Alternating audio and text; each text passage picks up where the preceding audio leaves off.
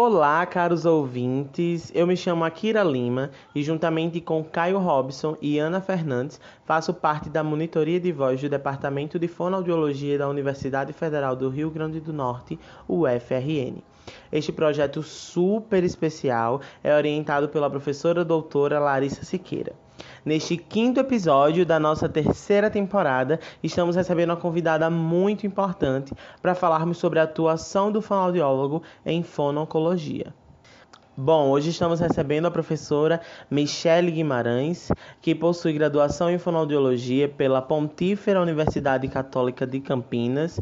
Ela é especialista em voz, com ênfase na reabilitação a pacientes cirúrgicos de cabeça e pescoço pela Faculdade Ciências Médicas da Irmandade da Santa Casa da Misericórdia de São Paulo. Ela tem mestrado em Saúde da Criança e do Adolescente pela Universidade Estadual de Campinas, Unicamp, doutorado em Neurociências e Biologia Celular pela Universidade Federal do Pará, com estágio de doutorado na University of Florida, Estados Unidos. Pós-doutorado em Oncologia pela Fundação Antônio Prudente AC Camargo Cancer Center e é colaboradora do MD Anderson Cancer Center da University of Texas. É professora associada do Departamento de Fonoaudiologia da Universidade Federal do Espírito Santo, UFES, e também coordenadora do programa de extensão Assistência Fonoaudiológica aos Pacientes Oncológicos de Cabeça e Pescoço da UF. Bom, estou muito feliz, professora Michele, de estar aqui com a senhora. É um imenso prazer e eu tenho certeza que o nosso papo vai ser maravilhoso.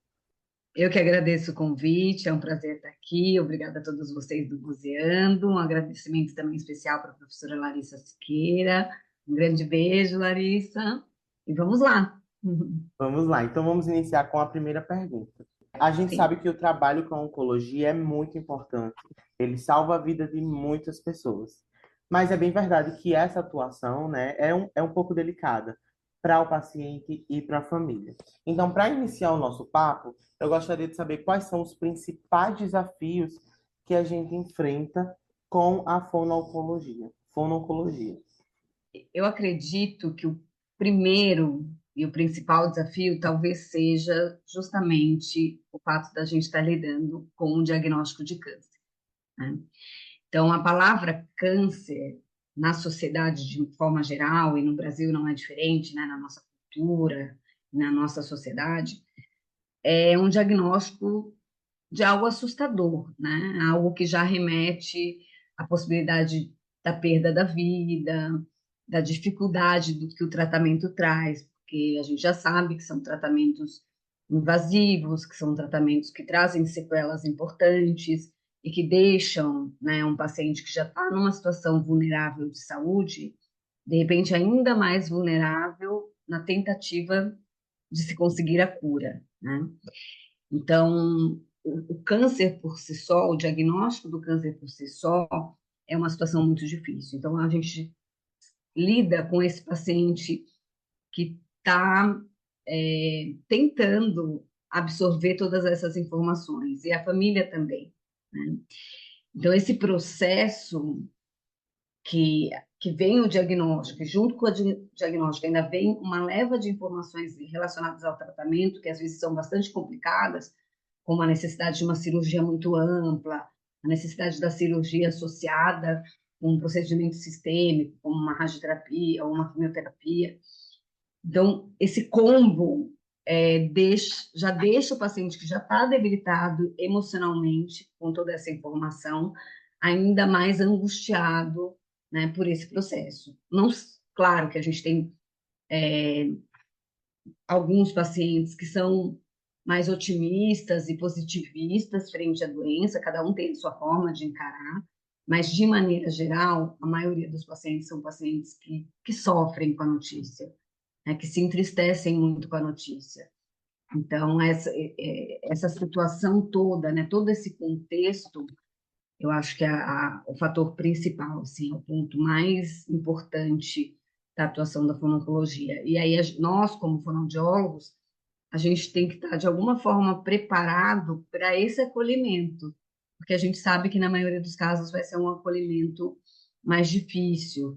né? No sentido que vai exigir da gente também, que também somos sensíveis, né? Que também somos seres humanos, um olhar, um cuidado, uma escuta diferenciada, na perspectiva da gente, de fato, estender a mão e, e não é aceitar esse processo, mas assim, estender a mão e para que dê juntos, de mãos dadas, que o paciente e a família, junto conosco, possamos atravessar por esse processo, que não é um processo fácil. Realmente é algo muito amplo, né? Vai muito além do diagnóstico, né? A gente fica Exato. pensando muito sobre isso e pensando também na nossa atuação. Então, quando a gente começa a estudar sobre disfonia orgânica, sobre essas questões de fononcologia, eu particularmente fiquei pensando muito nesse combo, né? É, a gente tem esse diagnóstico, a gente tem a intervenção que vai ser feita, como vai ser o prognóstico, então é muita coisa para pensar. Realmente, um acolhimento é muito importante para que a gente consiga levar tudo adiante, né? Porque não para ali. A gente É, tem que seguir. e eu sempre falo para os meus alunos assim, que a gente voltou a discutir algo que é essência do cuidado em saúde, que é a humanização, que não sei em que momento da nossa trajetória enquanto profissional da saúde a gente perdeu isso, ou deixamos outras coisas tomarem a frente a ponto da gente não ter esse cuidado, né, da questão da humanização. E a gente, na oncologia, não tem como, né? Então, assim, a gente precisa ser, sim, sensível, a gente precisa ser, sim, humano nesse sentido, do acolhimento, né? Da presença, da escuta, da forma como a gente comunica as coisas, da perspicácia em entender até que ponto a gente pode avançar nas informações com aquele paciente, o quanto ele está disposto e preparado para ouvir algumas coisas, né? Então, essa sensibilidade, eu acho que é muito diferencial dentro da fonoaudiologia. Quanto mais sensíveis nós somos com os nossos pacientes, eu acredito que mais a chance da gente ter uma adesão melhor na reabilitação, sabe? Mais confiante ele fica na nossa atuação. Então, a gente não pode, de forma alguma, deixar esse caráter humanístico de lado. Já não poderia, né? Sim, Mas como a gente teve todas essas mudanças, né, e outros aspectos, talvez gritando mais alto, eu ainda sou da torcida de que a primeira coisa também é que o fonoaudiólogo seja sensível, né, e se sensibilize com a dor do outro, né? com certeza. A gente fala muito sobre o cuidado centrado na pessoa, né? Entender todas essas questões. Quem é essa pessoa, né? Como foi a sua vida, como ele chegou até aqui, como a gente vai poder ajudar, né? Porque é muito mais do Exato. que só um diagnóstico, né? Porque senão a gente trata o quê? A doença ou a pessoa que está passando por um processo de doença, né? Qual é a nossa função, né? O foco é a doença? Será que é? Não é, né? O nosso foco é a pessoa que está passando por um processo de doença. Então a gente precisa ter isso muito claro. Ok. Muito obrigado. Então vamos dar seguimento. Nós entendemos que a depender do câncer, onde ele esteja localizado, são muitos tipos, muitas variações. Vai ser vão ocorrer intervenções diferentes, né? Então, pensando aí num câncer mais agressivo, onde vai ser necessário realizar uma laringectomia total. Eu queria saber como é realizada a tomada de decisão no momento da reabilitação, pensando na reabilitação desse paciente, né? A gente sabe que nós temos aí algumas alternativas, mas como é feita essa escolha, como é esse cuidado, era sobre isso que eu queria que a senhora falasse. Perfeito. Então, na laringectomia total, a gente tem a retirada de toda a laringe, né? Com a retirada de toda a laringe, o paciente ele fica impossibilitado de ter uma fonação por vias laríngeas, né? Obviamente. Então, ele perde todo o arcabouço laríngeo, ele perde, portanto, pregas vocais, ele perde a voz fisiológica. E aí ele precisa aprender um novo tipo de se comunicar. A gente tem três métodos que são mais utilizados e disponíveis para esses pacientes, né? Que é a voz esofágica, que é a laringe eletrônica e que é a prótese traqueoesofágica. As três formas de comunicação à laríngea possuem vantagens e desvantagens. Então, se a gente for pensar na laringe eletrônica, ela é de fácil manuseio, mas ela é um aparelho eletrônico que produz um certo ruído robótico, que precisa utilizar uma das mãos, né? Então, o paciente ele sempre vai ter que estar segurando um aparelho, e que traz essa voz mais mecânica e robotizada, que pode soar um pouco estranho. A gente tem no mercado diferentes tipos de laringe eletrônica, né? Desde com as funções mais simples até funções mais complexas, que costumam deixar a voz mais grave, mais aguda, mais alta, mais baixa, com menos ruído. Quanto mais recursos, mais cara é a laringe, né? Então, depende muito da possibilidade financeira do paciente também, a qual seria acessível para ele. Hoje, na nossa realidade no Brasil, a gente tem no SUS a possibilidade de todo paciente que vai ser submetido à laringectomia total ter acesso a uma laringe eletrônica, né? Então, essa é uma conquista recente da CBG Brasil, junto com médicos, fonoaudiólogos, parceiros, uma luta muito grande, politicamente falando, né, muito grande para que isso fosse possível, né? Então, isso já é uma realidade. É claro que existe toda uma burocracia para se conseguir, mas existe, né, essa possibilidade e que é fantástico, porque você consegue ensinar o paciente a manusear uma laringe eletrônica de uma maneira simples e talvez até rápida se comparado a outros métodos, né? Então, é uma possibilidade de comunicação, nem que seja para o pós-operatório ou recente, tá? Depois o paciente ele pode optar por outra comunicação, mas pelo menos ele não fica sem se comunicar. Porque a gente também pode, logo no pós-operatório recente, podia, né, antes de ter esse acesso à laringe, pedir se o paciente fosse alfabetizado, né, para ele escrever, para ele usar uma comunicação alternativa, né, alguma outra forma para facilitar essa comunicação com quem ele precisasse. A laringe eletrônica ela passa a ser uma alternativa também, né, nessas condições. Se a gente pensar na voz esofágica, a gente tem diferentes dados na literatura em relação a sucesso e insucesso, porque a voz esofágica exige que esse paciente armazene o ar do ambiente no esôfago e expulse esse ar produzindo um som.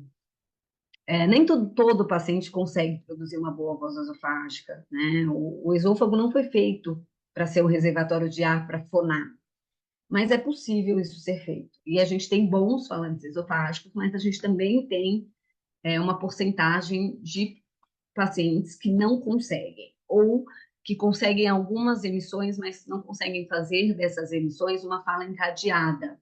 Então fica uma comunicação bastante truncada.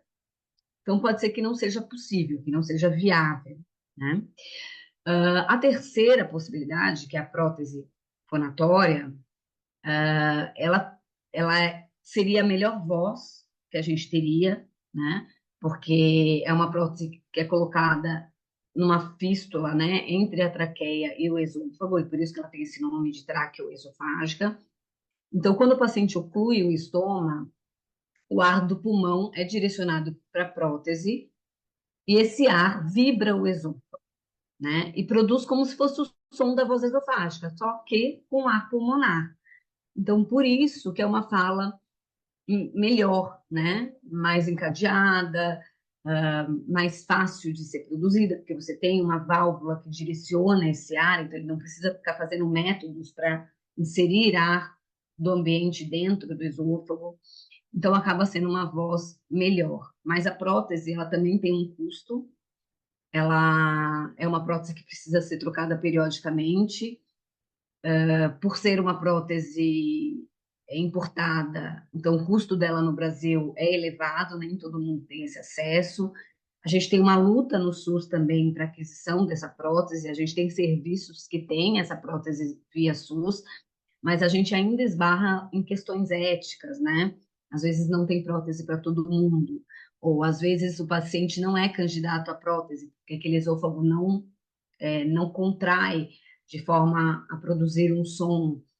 Então, o que que a gente faz com essas pessoas? O que que a gente faz também quando a prótese falha e a gente precisa trocar e de repente ela não está lá no serviço, uma outra prótese disponível para o paciente. Então, ainda são alguns desafios, né, que a gente precisa percorrer, né, que a gente enfrenta nas questões do dia a dia.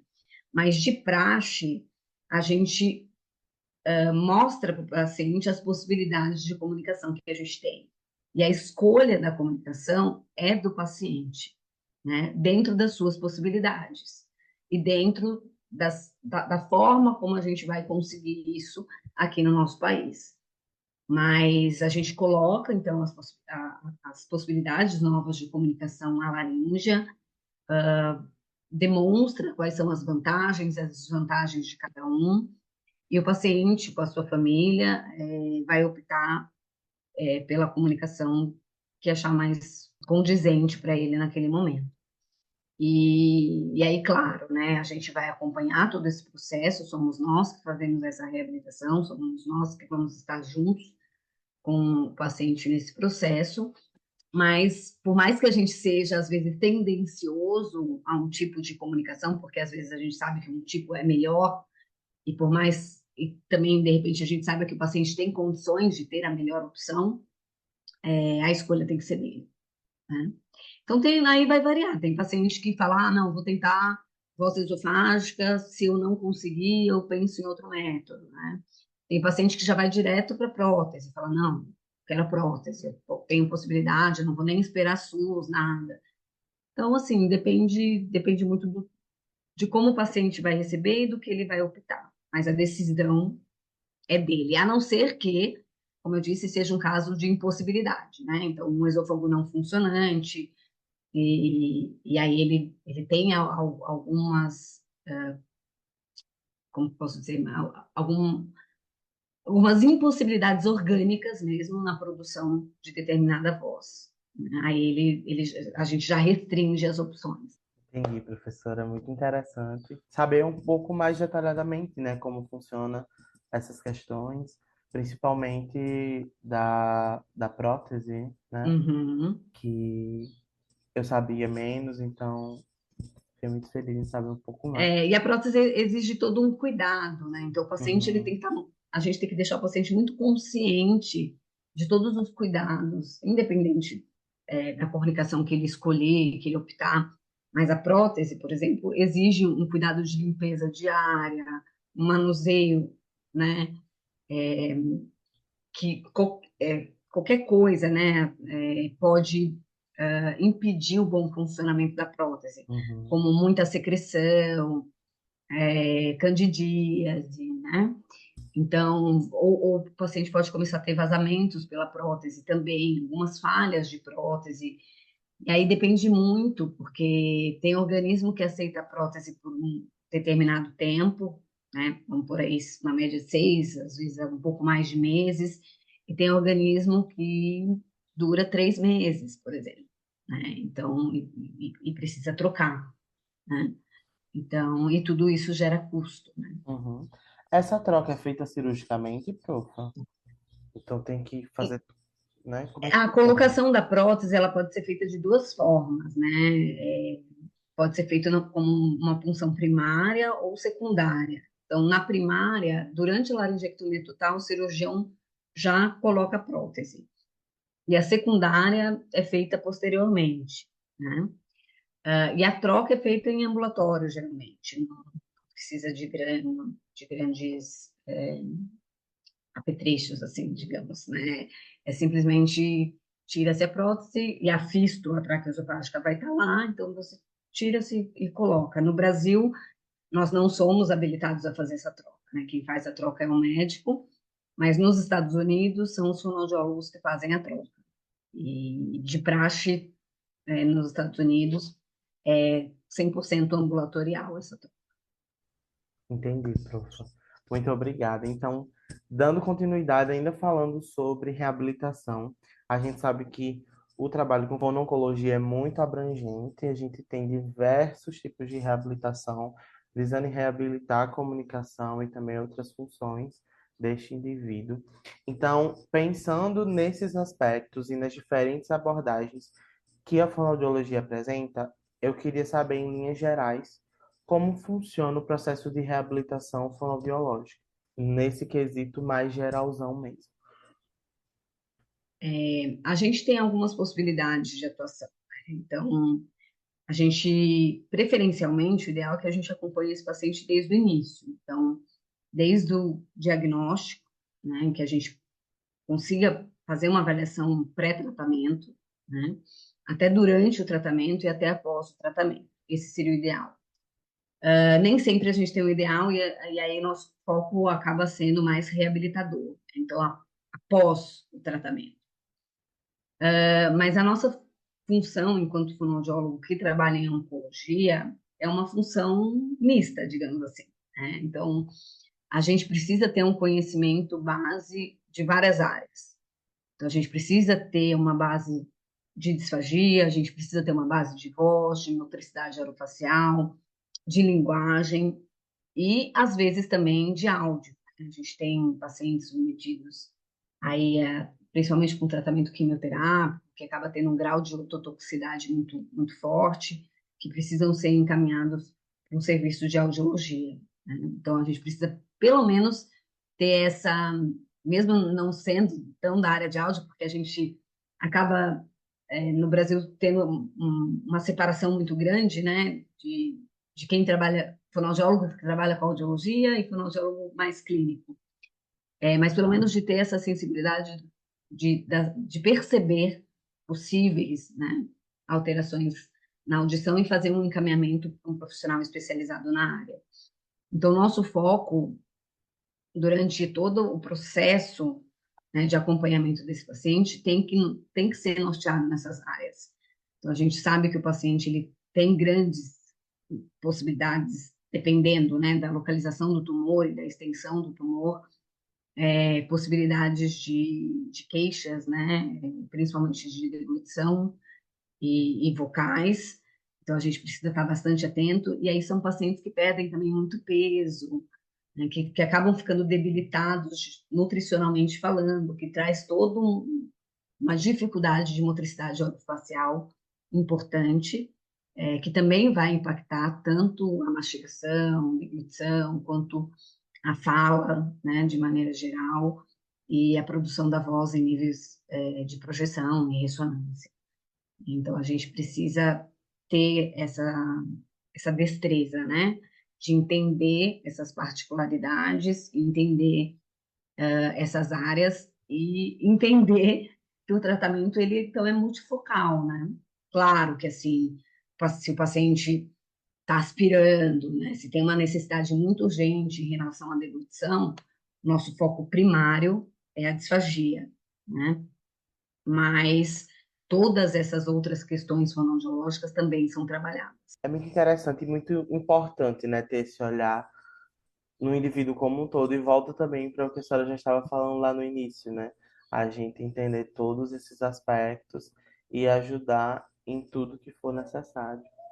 Então, E muitas vezes, assim, a gente pode se deparar com situações que às vezes são um pouco inusitadas, né? uhum. Que a gente não espera que aconteça e acontecem, ou com situações que a gente não consegue reabilitar propriamente, né, como a gente gostaria. Então, a gente ter também um círculo de colegas de trabalho, de pessoas próximas que também atuam na mesma área, para trocas de experiências, né, é muito importante. O nosso grupo de fono-oncologia no Brasil é um grupo bastante unido, né, então é um grupo que tem uma conexão muito forte, e isso é muito legal, porque a gente está sempre se ajudando, e porque é um desafio também para quem assiste esse paciente, né? Porque cada paciente responde de um jeito, né? E cada paciente tem, por mais que a gente espera, que a gente tenha um diagnóstico, tenha um tratamento, espera, já imagina e já sabe um pouco das sequelas, mas cada corpo é um corpo, né? Cada organismo funciona de um jeito, cada paciente é diferente.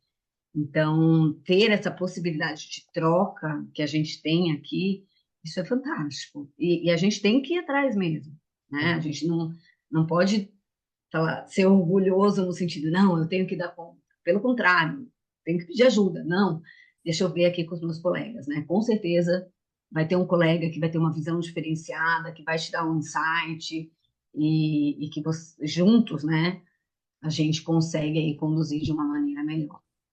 Sim. Então, isso também é importante. Fora a equipe, né? A equipe multi, porque Aham. a gente trabalha o tempo todo com outros profissionais. Então, essa conversa com os outros profissionais e esse contato né, de dizer, de contextualizar e atualizar sobre o andamento da, do tratamento e das reabilitações, isso é essencial para o nosso sucesso também, enquanto fonoaudiólogos e terapia fonoaudiológica. Com toda certeza, prof. Então é isso. Muito obrigada. Agora eu quero voltar um pouquinho, tá? Uhum. Eu quero voltar para falar sobre antes de cirurgia, antes dessas intervenções. Então, eu gostaria de saber como é que funciona o pré-operatório, né? Com esses pacientes que vão necessitar de uma intervenção cirúrgica. Então, quais são os maiores desafios que a gente encontra nessa fase? A gente consegue discutir com o paciente quais as melhores opções? Como é que funciona toda essa parte? É uma excelente pergunta. E eu vou te dizer que, assim, não tem receita de bolo, né? Porque, pelo menos, assim, falando um pouco do que eu acredito, tá? Se a gente for pensar na atuação pré-operatória, propriamente dita, e na nossa função, a gente tem uma história de que somos nós que damos algumas informações para o paciente, né? Que fica sobre nossa responsabilidade falar sobre as sequelas e as dificuldades. Então, por muito tempo, a gente teve isso assim muito fortalecido. Então, a gente precisa informar o paciente, por exemplo, se é um laringectomizado total, que ele não vai ter mais voz, né? Ah, e se é um paciente de câncer de língua, né, uma cirurgia extensa de língua, que ele vai ter dificuldades na produção do bolo alimentar, na formação do bolo alimentar, e em quais consistências ele vai conseguir se alimentar, pelo menos durante um tempo. Então, era meio que obrigatório, entre aspas, que a gente colocasse isso tudo na mesa do paciente, né?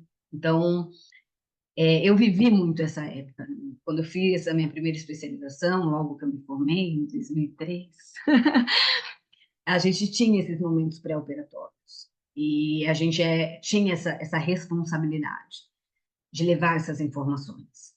E a gente era orientado a fazer isso, meio que temos que fazer isso. Só que eram fazer isso a todo custo, entende? E nem sempre o paciente está pronto para ouvir o que você tem para falar. Então, eu ainda acho que a gente tem essa função de informar, mas a gente também tem que ter, aí eu volto para aquela questão da sensibilidade, né, que a gente falou no início, a gente também tem que ter essa sensibilidade de perceber e respeitar, talvez seja esse verbo, o quanto esse paciente está apto para ouvir naquele momento. Porque, às vezes, o momento pré-operatório é um momento de maior tensão. É um momento de maior aflição, um momento de maior medo. Então, ele já está lidando com tantas coisas que aí vou eu lá ainda dar um monte de informações. E a gente também, ao mesmo tempo, é uma balança, né? Poxa, mas eu tinha que falar. Como é que eu não vou falar? O paciente ele precisa saber. Como é que ele não vai saber? Então, eticamente, para a gente é conflitante, né? É, mas, é, no meu ver, né?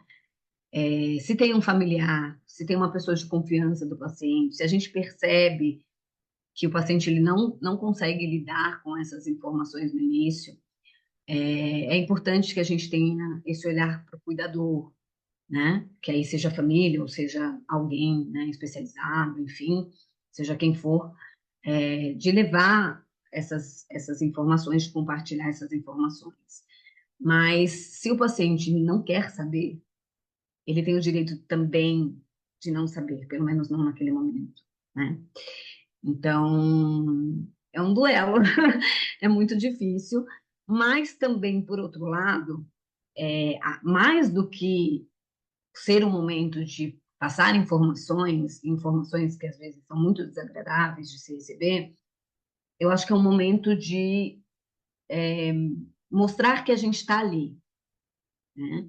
De falar, olha, você vai passar por esse processo, a gente sabe que é um processo difícil, a gente sabe que vão ter dias que vão ser muito, muito complicados, mas você tem apoio, você tem a nós, a gente está aqui para ajudá-lo.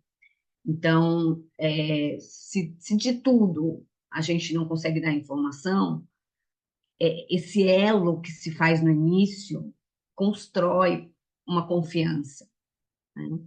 Então, conseguir fazer isso antes do tratamento traz essa possibilidade de maior conexão, né? De maior contato. E a gente tem estudos que mostram isso, né? Que quanto antes a gente começa esse trabalho com o paciente, maior é a adesão dele no pós-tratamento. Então, por que não, né? Então, mesmo com as limitações, mesmo que o paciente não esteja aberto a ouvir informações, mas construa esse elo, construa esse laço, né? Demonstre para ele e para a família que ele vai ser cuidado, que ele tem como ser cuidado.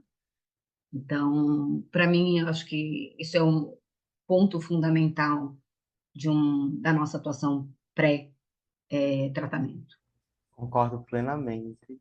Eu acho que em todos os momentos essa parceria, esse contato é muito importante, mas acredito que como a senhora falou, né, o momento que esse paciente chega para a gente, então criar esse vínculo, essa confiança realmente só ajuda, né, porque a jornada tende a ser um pouco longa, né, após, não é só uma cirurgia, a gente tem todo esse É, cuidado depois. exatamente. É Realmente. uma jornada longa, uma jornada pesada, né? E a gente não perde por estender a mão, pelo contrário, essa é a nossa função, né? A gente está aqui para isso. Então, deixar isso claro traz um conforto para todo mundo que está envolvido, de extrema importância. Então, dando continuidade, vamos para a próxima pergunta. A fonoaudiologia ela enfrenta diversos desafios, dentre eles um pouco de falta de reconhecimento em relação à nossa atuação. Então, nesse sentido, eu queria saber se, a partir da sua experiência de trabalho com as famílias, com os pacientes, como a equipe trata, né, a fonoaudiologia, como é a nossa inserção, como é toda essa questão dessa troca mesmo, né, da equipe multi, da nossa importância, tanto para os outros colaboradores, como também para os pacientes e para as famílias. Então, eu acho que varia muito de serviço para serviço.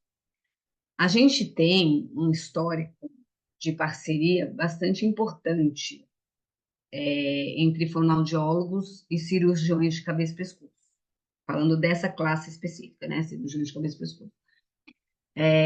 Então, eu acredito que, de modo geral, a nossa atuação ela é bastante respeitada e reconhecida, né, por essa especialidade.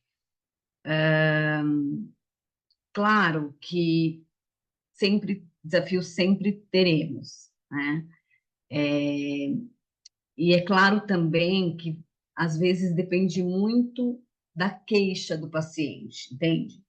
Então, às vezes, assim, a gente tem o serviço tem fono, mas pelo paciente não se queixar, esse encaminhamento às vezes não chega. Ou, às vezes, a queixa, uma queixa de voz, por exemplo, né? Ela não é tão valorizada como a queixa de um paciente disfágico, que está correndo um certo risco, né? Então, a gente ainda tem esses desafios, né? De um olhar assim, o paciente fez uma tiroidectomia total, ficou com paralisia de prega vocal, ele está afônico e a gente, às vezes, não recebe esse paciente. Ele não vem. Mas a gente sabe que a gente tem o que fazer, devemos fazer. Mas às vezes, dentre todo o quadro que o paciente está passando, às vezes essa queixa não é algo tão formalizado perante a equipe que acompanha de perto. E aí a equipe que acompanha de perto também não faz o encaminhamento. Então a gente vive isso com constância, tá? Mesmo dentro de um hospital universitário, né? Então a gente tem essa realidade.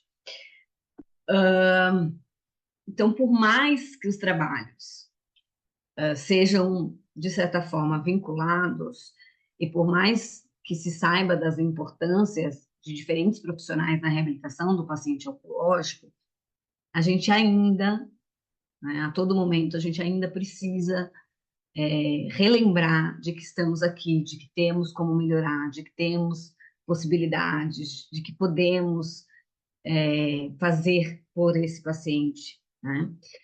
Então, é um pouco da nossa função ainda. Às vezes eu confesso que pode parecer um pouco cansativo, né? Porque a gente fala, poxa, mas eu estou na equipe, né?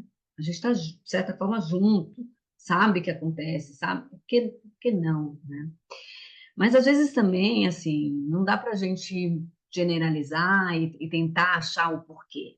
Então, acho que também vai da gente, sabe? Arregaça a manga e vai lá e fala, não, eu posso fazer sim, me encaminha, olha, eu observei, posso chamar, né? Posso fazer, propõe coisas também, né? Acho que a gente pode propor, né? Podemos fazer um projeto, vamos ver como funciona, todo paciente passa com a gente, só para a gente fazer um rastreio, pré-tratamento, e depois pós-tratamento. E aí, com esses dados, mostrar, né, a demanda e mostrar que a gente tem o que fazer, né?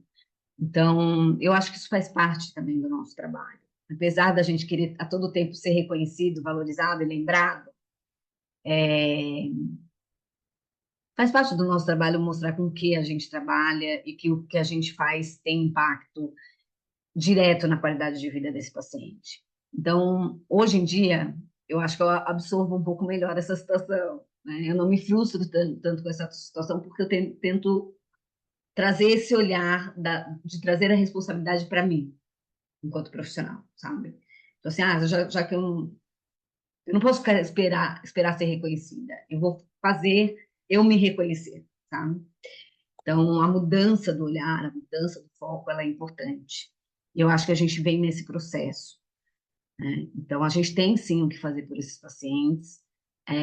A gente tem muitos parceiros que reconhecem isso, que estão juntos e tal, mas a gente também tem esses outros desafios que cabe a gente vestir a camisa e bater na porta e falar: é isso, tô aqui, né? Se precisar de mim, tô aqui e eu tenho como ajudar, né? Acho que cabe a gente tomar a responsabilidade para a gente também. Com certeza. Eu ouvi uma vez, enquanto eu estava trabalhando no hospital da minha preceptora, de como em alguns momentos a gente precisava mostrar o nosso trabalho, né? Ela falou, Akira, que em alguns momentos eu preciso mostrar a minha atuação, né?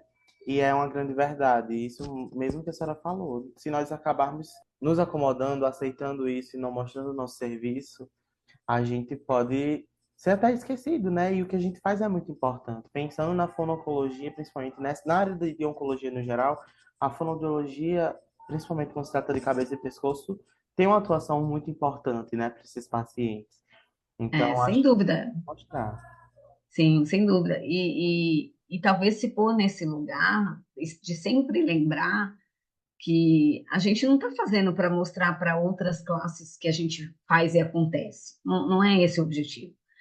O objetivo é que a gente está fazendo e faz para ajudar o paciente, para ajudar esse processo por qual o paciente doente está atravessando, né? Então, é esse o foco, é esse o olhar, né? Em ajudar o outro, né? Estender a mão para o outro, dar possibilidades de reabilitação para o outro, né? Que vão impactar, como a gente já mencionou, diretamente na forma como ele vai lidar com esse processo, na forma como ele vai lidar com essa reabilitação. Então, é algo maior, né? Que a gente não pode esquecer, que a gente está em prol do outro e para o outro. Com certeza, pô. Muito lindo, tudo isso que a senhora né? falou. Muito lindo, de verdade. Obrigada. Agora a gente está se encaminhando para o encerramento. E Tem pergunta surpresa? antes da gente encerrar, eu queria que a senhora deixasse um recado, tá? E esse recado a gente vai dividir ele em dois. Eu quero que a Tá senhora bom. deixe um recado para os nossos ouvintes que têm interesse na área de fonoaudiologia, que querem atuar, assim como a senhora. Então, eu quero que a senhora deixe uma mensagem de algo que foi importante para sua formação, na sua atuação. Então, eu queria que deixasse essa mensagem e também um conselho, orientação ou conscientização em relação às pessoas que tiveram um possível diagnóstico de câncer. Então, seria essas duas vertentes que eu queria que a senhora falasse um pouquinho agora. Tá, então vamos lá, né? Para quem se interessa pela oncologia, né, pela atuação fonoaudiológica em oncologia, o que eu posso dizer que é uma área apaixonante, como muitas outras dentro da fono, né?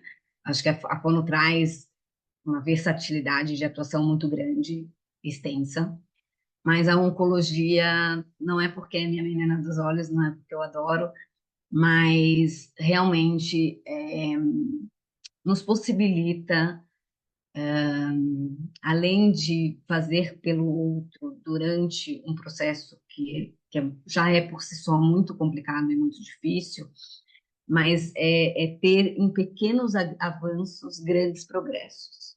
Eu acho que esse é muito diferencial, porque um pequeno avanço, a pequena possibilidade, às vezes, do paciente engolir 2 ml de líquido, por exemplo, sem aspirar, faz toda a diferença na vida dele. Então, assim, o impacto da nossa função em reabilitação, do que a gente pode proporcionar para esse paciente, é muito visível, é muito claro. E eu acho que essa é a maior das recompensas, né? Porque ao nosso ver e a ver de outras pessoas pode parecer pouco, mas para a pessoa que não consegue se alimentar, para a pessoa que tem dificuldade, para a pessoa que corre risco de broncoaspiração, conseguir fazer, né, e conseguir ter esse momento de prazer é algo inexplicável. Conseguir trazer a fala, a comunicação, a voz para alguém que, de certa forma, não tem mais essa habilidade, né? Nós que vivemos num mundo completamente comunicativo, né? Nós que somos seres comunicativos, né? Então, outra, né? Nós que estamos envelhecendo cada vez mais ativamente, né? As pessoas estão trabalhando mais por mais tempo, né? Então, você poder manter funções sociais, como a comunicação, como a alimentação, e dar essa possibilidade para o paciente é algo indescritível, né? Então, acho que isso que é o lindo, né? Isso que é o bonito, porque é o que eu falo, são pequenos progressos que fazem toda a diferença. Então, vá em frente, né? Busque se especializar. É uma área que precisa de especialização. Então, não é uma área para se abraçar de cara quando sai da graduação.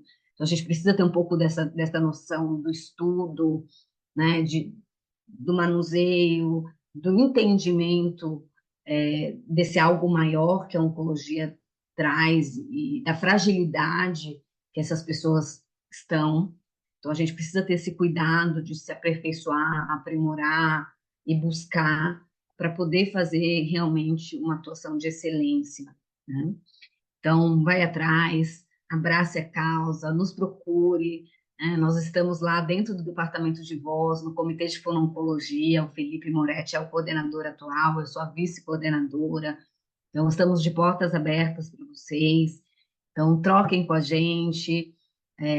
Temos aí lindos caminhos e lindas oportunidades e ficaremos muito felizes em tê-los no nosso grupo, com certeza. E quanto a segunda, para quem está passando por esse momento, eu vou parafrasear uma, uma médica geneticista, que eu não me recordo o nome dela, mas eu participei de um simpósio de genética há pouco tempo, e ela falou uma frase que me pegou assim muito. ela disse assim: Ah, todo mundo fala que quem procura acha, né? Aí ela falou assim: Eu prefiro a frase que quem procura cura. E eu fiquei com isso na cabeça, né? Então, eu acredito muito que, que a pessoa que está passando por esse processo, né, que teve um diagnóstico de câncer, ela está tentando e ela quer muito, né, ter uma qualidade de vida ou de sobrevida que seja, né? E nós podemos e devemos, né, acompanhar e assistir essas pessoas. E essas pessoas têm condições de serem acompanhadas, né? Então, por mais que seja amedrontoso todo esse processo, desde o diagnóstico até o tratamento, ou até pós-tratamento, né? Existe existem vários, na verdade, profissionais e todo um contexto que propicia com que toda essa jornada seja mais leve, né? Apesar de ser um furacão, né? Então, a gente pode fazer com que isso seja menos pesado, com que seja mais leve. Então, ter esse olhar também de passar pela turbulência de uma maneira não tranquila, porque a gente não pode positivizar coisas que não são positivas, não acho que seja tranquilo, mas a gente pode tentar amenizar as dores, tentar amenizar a angústia, né? E para tudo isso existem uma série de profissionais especializados que vão estar juntos, né? E que podem estender a mão e acompanhar durante esse processo. Então, acho que a minha palavra é peça ajuda, né? Procure ajuda, né? Procure esse processo, as pessoas para passar por esse processo. Ninguém precisa passar por isso sozinho. Ninguém deve passar por isso sozinho, né? Tantos profissionais qualificados que estudam, né? Que estão se aprimorando, que se aprimoram cada vez mais para trazer um pouco de conforto e refúgio em meio ao caos, né? Em meio à turbulência. Então, existe em qualquer lugar, né? É uma equipe que vai estar disposta e que vai estar aberta. Então, esteja aberto a receber ajuda, é o mais importante, né? Ninguém precisa passar por tanta dor e tanto sofrimento sozinho. Ninguém precisa disso, ninguém quer isso, né? Então, esteja aberto, venha com o coração aberto para esse processo, né? Apesar de tudo, né? Então, Profa, acho que essa seria a minha fala. Eu sei que é difícil, às vezes o meu lugar de fala talvez seja um lugar confortável para dizer tudo isso, mas, mas eu acho que a gente lida melhor quando a gente tem pessoas ao nosso redor. E aí eu não digo só os profissionais, acho que o amor das pessoas à nossa volta, né? Dos nossos amigos, da nossa família, ou de quem a gente ama, independente dos laços e elos, né? E também da equipe que te acompanha, isso é fantástico. Então, se acolha nisso. Eu acho que é um pouco disso. profa, eu amei, foi incrível. Suas palavras me tocaram mesmo, e acredito que vão tocar nos seus ouvintes. Que Foi bom, Akira, fico maravilhoso feliz. tê-la aqui, de verdade, de coração. Acho que hoje nós aprendemos muito, né? Para os nossos ouvintes e para a senhora saber se é o nosso último episódio desse ano de 2024, então com toda Nossa, o ano já certeza. acabou, Não é? Já tá aí e a gente tá fechando né? com chave de ouro, de Ah, verdade. que bom, fico muito feliz, que bom. Fico muito feliz, adorei estar aqui, né? Muito obrigada. Espero que gostem, né? E me convidem mais vezes, eu venho. Com certeza, foi incrível. Já quero aqui agradecer, prof. Michele, muito obrigada por toda a sua contribuição, por estar aqui, dando essa oportunidade, né, conversando um pouco sobre esse assunto que é tão importante e ajudando com o nosso projeto. Então, eu quero agradecer de coração, em nome do Lavois, em nome da professora Larissa, da professora Juliana, certo? Muito, muito, muito obrigada. Muito obrigada, obrigada a todos vocês, obrigada Larissa, obrigada Juliana, foi um prazer imenso estar aqui. Fico à disposição. Bom, terão novas oportunidades a gente vai conversar muito mais. Com certeza, Certo? será um prazer. Certíssimo. Prazer. Então vamos encerrar agora. Os nossos ouvintes não deixem de se atentar aos conteúdos do La Voz lá no Instagram, que está por vir. O Vozeando fica aqui no ano de 2024, mas 2025 a gente volta com muita novidade. Um beijo. Tchau, pessoal.